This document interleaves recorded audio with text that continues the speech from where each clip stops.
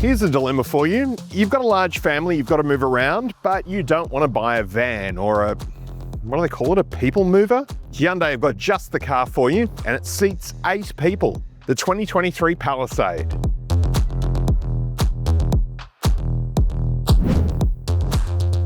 By Australian standards, or indeed the standards of anyone who has eyes, this is large. It's big. But in America, they call this mid-size because, well, I guess bigger is better. And I mean, look at the size of this grill. It's enormous. I mean, you could cook an entire cow on there. I wouldn't recommend that you do though, because it's made out of plastic and it will ruin a perfectly good steak. But it's big, it's bold, it's aggressive, it says, I'm here and get out of my way. I really like these driving lights though that start at the top here and cascade down through the middle next to the main light clusters. They extend over to here too. And the pattern on these lights is the same as the grille. It's a nice cohesive design. Some attractive looking 20-inch alloys on the Palisade, and I really like what they've done to the wing mirrors here, incorporating the indicator lights into the back of them, roof rails up on top, and a surprisingly small sunroof. And also back here at the ABCD pillar, I like this black glass here that extends and wraps around to the back. Vertically stacked LED rear light clusters, big Palisade badge and a Hyundai logo. But it's when you open the powered tailgate that the Palisade shows off its greatest trick, and that is its space. Now, not only does this car seat 8 people, but it can also move a mountain of gear. Not at the same time as 8 people though, it's sort of really one or the other. Anyway, all 3 rows of seats up, you have about 310 litres of space. Knock down that third row, that extends to just over 700. Knock down both of the rear rows, 2,500 litres of space. You can put a couch in here or a fridge or just everything if you happen to live in a shoebox or Palisade-sized apartment maybe. In 2023, there were 2 variants of the Palisade available, a 2.2 litre 4-cylinder turbo diesel with all-wheel drive, and this front-wheel drive V6 with a 3.8 litre capacity and outputting 217 kilowatts and 355 newton meters of torque, power going to the front wheels via a 8-speed automatic transmission. Fuel economy coming in at 10.7 litres per 100 Ks on a combined cycle. Hyundai do some of the nicest interiors of any mass market car company. They just do everything so well. It's such a nice design with such nice materials, and it's really well built. Hyundai's center console screen software is really easy to use. It's some of the best you'll find in any car. And if you've driven a Kia or Hyundai recently, because they're both owned by Hyundai, I don't know why I'm saying that like it's a secret, because it isn't. You'll know how to use this system. It's really simple to use. There's native navigation, digital radio, Apple CarPlay, but you will need a USB cable to use it, unfortunately, because at this point in time, Hyundai were having a bit of a dispute with Apple over something or rather. There is an Infinity sound system in this car, and it sounds excellent. But one of my favorite features of all in this car is the passenger torque feature. Because this is an 8-seater SUV and it's so big the driver couldn't possibly be heard just by speaking at a normal volume, there's actually an interior speaker system. So if I push this button here, speak now. Hello, attention back passengers. This is the final stop this Palisade will be making. All out, all change. I could have hours of fun doing that. Shortcut buttons underneath that for easy access to some of the main functions. Separate climate controls, which you know I love. They're down here on the lower console. The drive mode selector, we'll go through those drive modes in a moment. Another one of my favorite features of this car is the push button gear shifter.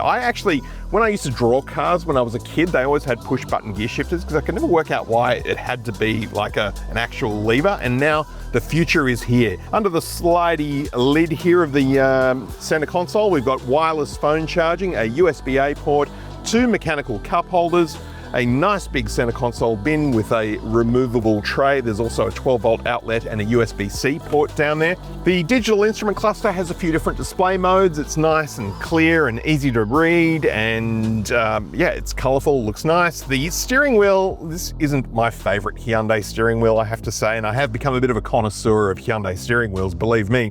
But I always just found this design to be just a little bit odd, especially for an SUV this size. It just doesn't quite seem to fit the design of the rest of the car. From a functional point of view though, it is perfectly fine and easy to use. The buttons have a nice metal finish. There's also metal paddle shifters there so you can change gears manually. The seats are leather, they are heated and very comfortable. There's electric adjustment with lumbar support and a really nice sitting position. A little bit high perhaps, a little bit lower in the cabin to feel a bit more sporty would be nice. But having said that though, I've got plenty of headroom. Nice view through the sunroof there, which as I said before is really a little bit small. If you were to go on a long road trip, you know, you'd feel like you're the captain of a ship, I think, driving the Palisade. It's a very commanding position to be in. Okay, so this car is currently running on fumes. There is literally no petrol in it. It says 0 kilometers. So fingers crossed, fingers and toes, we'll make it. Driving position is very comfortable, very sort of captain's chair-like. I feel like I'm driving a coach almost.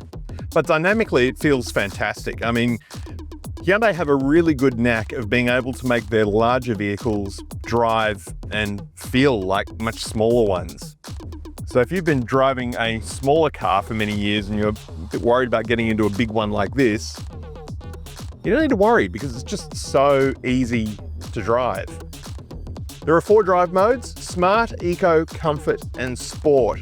Sport, Eco, and Comfort pretty much do what they say on the label.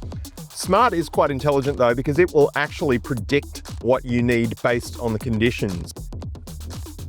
All right, checking out this turning circle, and it's predictably pretty wide for a larger mid-size SUV.